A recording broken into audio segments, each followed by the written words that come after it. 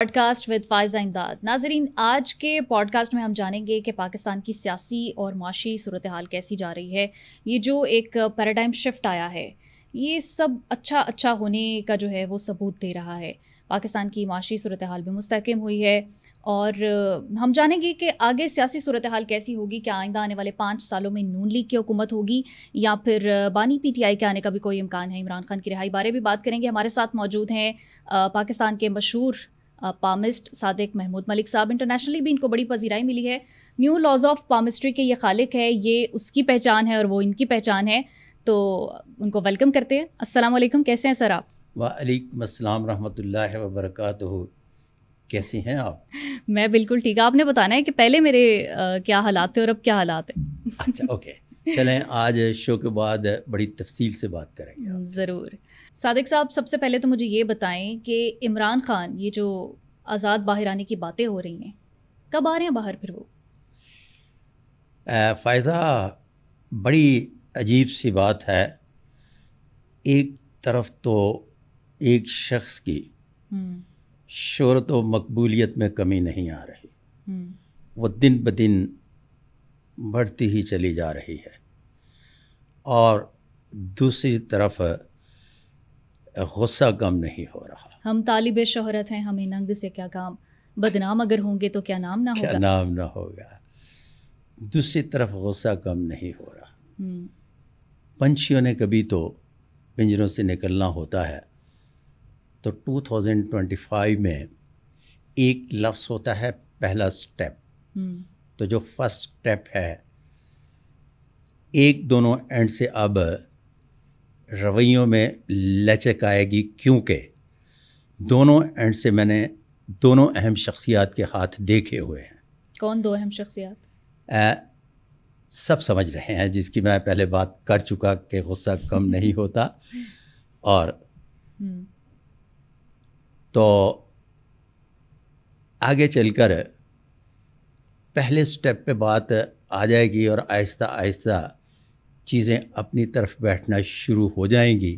واللہ علم بالصواب. یعنی آپ کہہ رہے ہیں کہ سیز فائر کا امکان بن رہا ہے. سیز فائر آخر غصے نے کسی ایک سٹیج پر جا کر کم ہونا ہوتا ہے, لیکن شہرت و مقبولیت میں کمی نہیں آئے گی, یہ ہاتھ کہتے ہیں. جب چیزیں میچیور ہوتی ہیں تو تھوڑی سی لچک آتی ہے. تب ان ہاتھوں میں جب دونوں شخصیات کے ہاتھ دیکھ چکا تو پتہ چلتا ہے کہ کسی ایک خاص سٹیج پر جا کر لچک آ جائے گی اور چیزیں اپنی جگہ پر تھوڑا سا بیٹھنا شروع ہو جائیں گی. سٹیج کون سی ہے, کتنے نمبر کی ہے؟ ابھی اچھا, تو میچورٹی کا وہ لیول نظر نہیں آ رہا. 2025 میں لفظ میں فرسٹ سٹیپ کی بات کر رہا ہوں, تو یہ ٹوٹل پہلے جو ہے نا 8 سٹیپ ہوتے ہیں. اچھا, تو میں پہلے سٹیپ کی بات کر رہا ہوں. تو 8 سٹیپ کیا 2038 میں آئیں گے؟ نہیں, آہستہ آہستہ جب بندہ پہلی سیڑھی پہ قدم رکھ لیتا ہے تو جتنی دیر لگتی ہے پہلی سیڑھی آنے تک, تو 7 سیڑھیاں بہت جلدی اس ٹائم کے مطابق چڑھ جاتا ہے اور چھت آ جاتی ہے, جس میں آ کر وہ پھر دنیا کو دیکھنا شروع کر دیتا ہے. واللہ علم بالصواب. جن 2 شخصیات کے آپ نے ہاتھ دیکھے, تو لکیریں کیا کہتی ہیں, کب تک ہوگا یہ میں نے گزارش تو پیش کر دی کہ 2025 میں پہلی سیڑھی پہ قدم رکھ دیا جائے گا, اور پھر اس کے بعد منزلیں آہستہ آہستہ اپنی طرف گامزن ہوں گی. لیکن ایک بات یاد رکھیے گا کہ قیدی نمبر 804 جسے اڈیالہ کا کہتے ہیں کہ قیدی ہے, تو اس کی رہائی اس کے اقتدار سے منسلک ہے. اچھا, اس کے لیے درمیان میں تھوڑا سا گیپ ہے. وہ گیپ کس طرح سے فل ان دا بلینک ہوتا ہے, وہ 2025 میں ہی جب میں اگلا پروگرام آپ کے ساتھ کروں گا تو بڑی تفصیل سے بات ہوگی. واللہ علم بالصواب. اچھا, یہ جو سیاسی میدان ہے پی ٹی آئی کا, اس کی پچ کے دونوں طرف جو ہے وہ پی ٹی آئی کے ہی کھلاڑی کھیل رہے ہیں, کیا کہیں گے اس بارے؟ اس میں کوئی دوسری رائے نہیں. میں آپ کے پچھلے پوڈ کاسٹ میں ایک لفظ استعمال کر کے گیا ہوں, شاید آپ کو یاد ہوگا, کہ خان کے جتنے بھی باہر کے کھلاڑی ہیں وہ سارے کے سارے کمیٹڈ ہیں اور نہ انہیں پالیٹکس کرنا آتی ہے, جس کی بنیاد پر جیل کے اندر بیٹھا ہوا جو قیدی ہے وہ بھی سیاست نہیں کرنا جانتے اور بنیادی طور پر سلیبریٹی ہیں, سیاستدان نہیں, جس کی وجہ سے وہ مکالمہ ابھی تک نہیں ہو پایا. اور ویسے بھی یہ مقدر کی بات ہے, جب مقدر سیدھا خود مکالمہ ہوگا نا, تو ابھی تک تو ان کے مقدر میں اس طرح کی بات لکھی ہی نہیں تھی جس کی بنیاد پر مکالمہ میچیور ہوتا.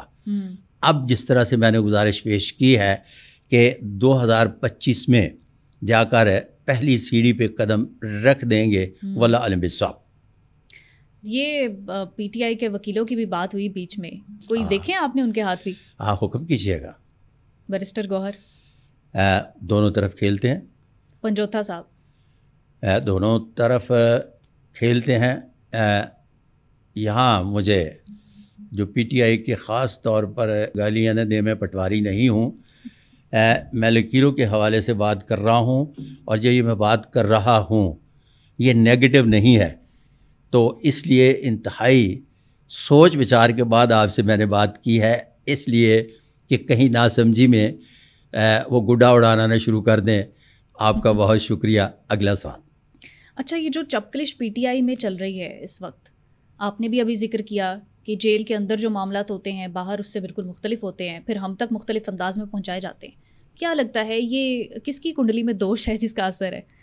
اچھا, اس طرح سے ہے کہ دوش نہیں ہوتا, مقدر دوشی ٹھہراتا ہے. میں نے بے گناہوں کو پھانسی چڑھتے اور گناہ گاروں کو رہا ہوتے دیکھا ہے. یہ سب کی سب مقدر کی باتیں ہیں. تو چونکہ میں مقدر شناس ہوں تو مقدر کے حوالے سے بات کروں گا, حالات کے حوالے سے نہیں. ان کا مقدر ساتھ نہیں دے رہا, جس کی وجہ سے چیزیں میچیور نہیں ہو رہی. واللہ عالم بالصواب. سارا کا سارا قصور ہی مقدر کا ہوتا ہی مقدر کا قصور ہے. اپنا قصور تقدیر معلق کے حوالے سے ہوتا ہے, تو اس کے حوالے سے چیزیں اتنے ڈینجر زون میں نہیں جاتی جو خاص طور پر سلسلوں کو اندر اور باہر کرنے کے راج تک چلی جائیں. پاکستان میں اس وقت جو ہے وہ تھوڑا سیاسی استحکام کا ستارہ طلوع ہو رہا ہے. یہ میں پوچھنا چاہوں گی, یہ کس کا روشن ہاتھ ہے؟ اچھا, اس طرح سے ہے کہ میں صرف حالات کی ابھی کوئی سچویشن, میں 1992 سے باقاعدگی سے پالیٹیشین کے ہاتھ دیکھ رہا ہوں. پالیٹیشین سے مراد پالیٹیشین نہیں, حکمرانوں کی بات کر رہا ہوں. حکمرانوں سے مراد یہ ہے کہ اس سے ہٹ کر پاکستان کی اسٹیبلشمنٹ اور بیوروکریسی کے ہاتھ دیکھ رہا ہوں. تو ان سے میرا ہاتھوں کے حوالے سے مکمل طور پر واسطہ ہے. تو یہ جو جملہ آپ نے استعمال کیا ہے یہ میں 1992 سے سنتا چلا آ رہا ہوں. اگلا سوال. اچھا, علیمہ خان کے بارے میں بتائیں, بڑی سرگرم ہے وہ عمران خان کو رہا کروانے کے حوالے سے. پارٹی میں ان کا انفلوئنس کیسا رہے گا؟ اگر آپ نے ان کا ہاتھ دیکھا ہے تو لگتا ہے کہ وہ پارٹی ٹیک اوور کر لیں گے. سیاستدان زیرو. ٹھیک ہے, جب کہتی ہیں سرگرم عمل ہے تو وہ کون سی بہن ہے جو بھائی کی رہائی نہیں چاہے گی؟ یہاں بھی دوشی مقدر ٹھہرا کہ ان کی تمام تر کوششیں جو ہیں وہ بروئے کار نہ لا پائیں اور نہ لا پا رہی ہیں. یہ بھی اندر والے مقدر کے ہارے ہوئے شخص کی ہے جو شہرت و مقبولیت کی بلندیوں کو چھو رہا ہے. واللہ عالم بالصواب. لا پائیں گی؟ میں نے کہا کہ پہلی سیڑھی پہ قدم 2025 میں اس میں علیمہ خان کا انفلوئنس ہوگا. یہ مطلب ہے علیمہ خان کوئی پالیٹیشین تو نہیں ہے, یا انہوں نے کوئی پارٹی کو ٹیک اوور کر کے تو پالیٹکس تو نہیں کرنی. یہ تو لوگوں کے ایسے ہی کیا سرائیاں ہیں کہ پارٹی ٹیک اوور کر لیں گی.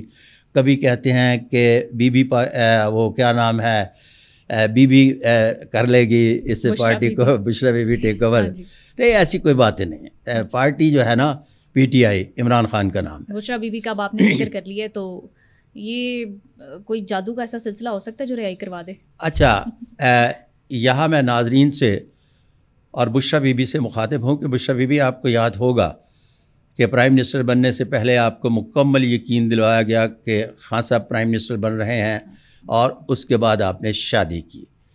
اب شادی کے بعد میں نے بنی گالا میں اس لیے پاؤں نہیں ڈالا کہ یہ پیر اندر سے تھوڑے سے ہولے ہوتے ہیں, اور جب وہ یہ بات پتہ چلا کہ میں نے پیش گوئی کی ہے تو اس سے پہلے میں ایک پرچہ بھگت چکا ہوں.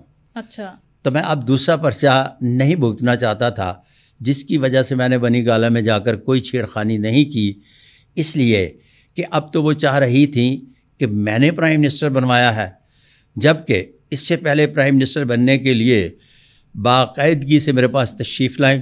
عثمان بزدار بھی باقاعدگی سے میرے پاس تشریف لائے، تو ان کو بتا دیا گیا تھا کہ آپ چیف منسٹر بن رہے ہیں، اور ان کو بتا دیا گیا تھا بی بی کو کہ آپ پرائم منسٹر بن رہی ہیں، اور میں آپ سے مخاطب ہو کر بات کر رہا ہوں، اور بشریٰ بی بی سے بھی مخاطب ہو کر بات کر رہا ہوں کہ کسی بھی قسم کا وہ ہوائیاں اڑاتے ہیں جو نجومی بادشاہ ہیں، نہ کسی سے ملے ہوتے ہیں. مجھے 6 نام آئے، اب ان کو اس بات کا بھی پتہ نہیں ہوتا کہ یہ جو 6 نام دیے گئے ہیں اس میں جن کا نام لیا جا رہا ہے ان کا نام آ ہی نہیں سکتا تھا، اس لیے کہ انہیں رول اینڈ ریگولیشن کا ہی نہیں پتہ. ان کا نام تو ایک خاص سٹیج پر جا کر آیا. تو اس قسم کے جو اٹکل بچو ہیں وہ بیٹھ کر کیمرے پہ ڈسکس کیے جاتے ہیں، اور آپ بھی فائزہ سوال پوچھ رہی ہوتی ہے، وہ بھی جواب دیے جا رہے ہوتے ہیں، اور وہ 6 کی لسٹ سارٹ آؤٹ کر کے کہہ رہے ہوتے ہیں کہ یہ اس کو میں نے ٹک کر دیا بن جائے گا، اس کو میں نے ٹک کر دیا نہیں بن جائے گا. یہ جتنے بھی نجومی پامسٹ ہیں اس طرح سے لگے ہوتے ہیں، ایسی بات نہیں. میں نے انڈیا میں بھی خاص طور پر اس بارے میں جا کر باقاعدگی سے بات کی ہے کہ یہ کہیں بھی نہیں لکھا، کسی طرح سے بھی نہیں لکھا کہ یہ اسٹرونامسٹ کا چارٹ ہے تو آپ کسی بھی شخص کی قسمت کا حال پڑھ سکیں. یہ سب کے سب جتنے بھی ہیں دوسروں کو باقاعدگی سے توہم پرستی کا شکار کرتے ہیں، کر رہے ہیں.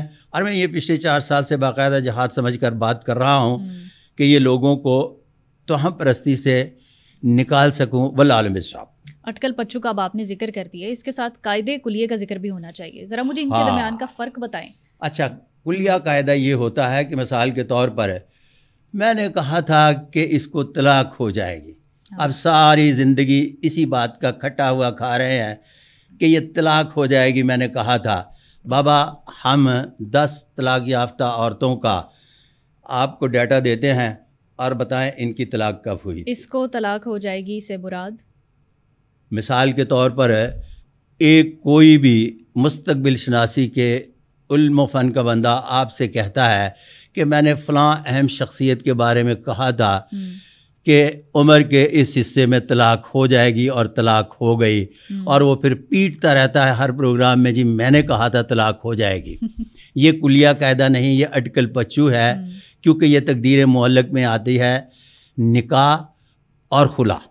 اچھا اگر یہ کلیہ قاعدہ ہے تو پھر میں 10 ان خواتین کے یا مردوں کے ڈیٹاز دیتا ہوں جو وہ چاہتے ہیں، تو ان کا بتائیں کہ ان کی طلاق کب ہوئی. یا اس طرح سے کریں کہ میں کسی بھی ہاتھ کو دیکھ کر جب مقدر کی لکیر پڑھتا ہوں 1992 سے اگر وہ شخص ملا ہے تو میں نے اس کو لکھ کر دیا ہوا ہے، اس میں 19-20 کا فرق ہے، کوئی فرق نہیں پڑتا. یہ کلیہ قاعدہ ہے، کسی بھی جگہ مسٹیک ہو سکتی ہے، لیکن یہ نہیں کہ ایک پیش گوئی درست ہونے کی بنیاد پر ساری کی ساری اپنی پیش گوئیوں کو پورا ایک رگڑا لگایا جائے اور پوری ایک گردان کی جائے اور 4-6 نام یاد رکھ کے 4-6 پیش گوئیوں کے درست ہونے کی. وہ پیش گوئیاں نہیں، چلتے چلتے کوئی بات درست ہو گئی. اس طرح سے آپ کی بھی بات درست ہو سکتی ہے، میری بھی ہو سکتی ہے، کسی کی بھی ہو سکتی ہے. یہ کلیہ قاعدہ نہیں. میری تو اکثر باتیں ہو جاتی. کلیہ قاعدہ یہ ہے کہ 7 قسم کے ہاتھ پڑھے جاتے ہیں. اچھا، اب 7 قسم کے ہاتھوں کو جب پہلے مستقبل شناسی کے علوم و فنون کا بندہ تشخیص کر لیتا ہے تو اس میں تھوڑی بہت مسٹیک تو ہو سکتی ہے، لیکن یہ نہیں ہو سکتا کہ 10 عورتوں یا 10 مردوں کا ہم جو دیتے ہیں ڈیٹا کہ بتاؤ ان کی طلاق کب ہوئی ہے، تو وہ بتانے سے معذرت یا ان کو آتا ہی نہ ہو. واللہ اعلم بالصواب.